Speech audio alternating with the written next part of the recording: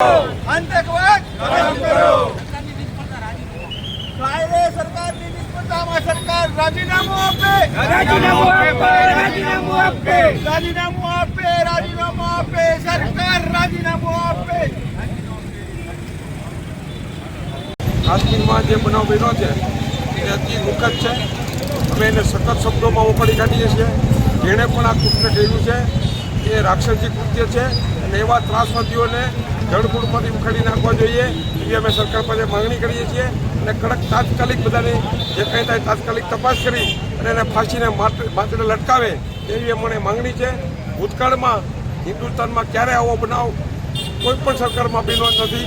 આ સરકારમાં બન્યો છે. સરકારે કોઈની નોંધ લેવી પડે અને ગંભીરતાથી કરવું પડે. ખાલી રાજકીય રીતે સ્ટેટમેન્ટ નહીં ચાલે અને દુનિયાને અને દેશના લોકોને પણ વિશ્વાસ બેસવો જોઈએ કે કંઈક થઈ રહ્યું છે, પગલાં લેવા રહ્યા છે. માત્ર બધા રાજકારણ ન કરે સરકાર અને વાસ્તવમાં જે શહીદ થયા છે એ શહીદી એળે ન જાય અને એ લોકોના વારસોને કુટુંબીઓને પણ ન્યાય મળે એવું સરકાર કડકમાં કડક કદમ ભરે અને અમે એની સાથે છીએ. સરકાર જે પણ પગલાં લેશે એમાં સાથે છીએ. ભારતના લોકો સાથે છીએ. હિન્દુ સમાજ સાથે છીએ અને જે કાંઈ પણ ઘટના ઘટી એને સખત શબ્દોમાં ઉકાળી કાઢીએ છીએ અને જે કોઈ લોકો ગુજરી ગયા છે એને ભગવાન એમના આત્માને શાંતિ આપે અને એના કુટુંબ પર જે આફત આવી છે એ કુટુંબ એને સહન કરવાની ઈશ્વર એને શક્તિ આપે એવી અમે પ્રાર્થના કરીએ. जिसे स्वर्ग का नाम देती है ऐसे कश्मीर में ये भयानक कांड के बात को सुनकर हमें बहुत गहरा दुख होता है और ये दुख इसलिए है कि इतना भयानक कांड किसी भी सरकार में नहीं हुआ है. इस भाजपा की सरकार में कश्मीर में जो हो रहा है बड़ी दुख की बात है कि कोई भी शासक या कोई भी सत्ता इसे कंट्रोल नहीं कर पा रही है.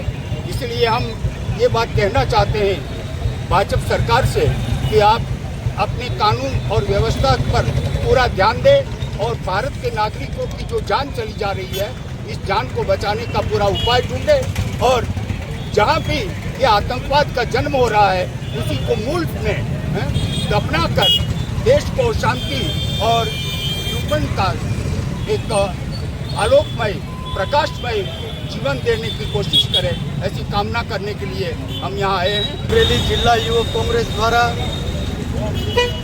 ગઈકાલે તારીખ 22 એપ્રિલના રોજ કાશ્મીરમાં પહેલગામમાં જે ભયાનક આતંકવાદી હુમલો થયો તેમાં મૃત્યુ પામેલ દરેક જીવાત્માને પરમ કૃપાળુ પરમાત્મા શાંતિ અર્પે એના અર્થે શ્રદ્ધાંજલિ કાર્યક્રમ યોજવામાં આવેલ હતો.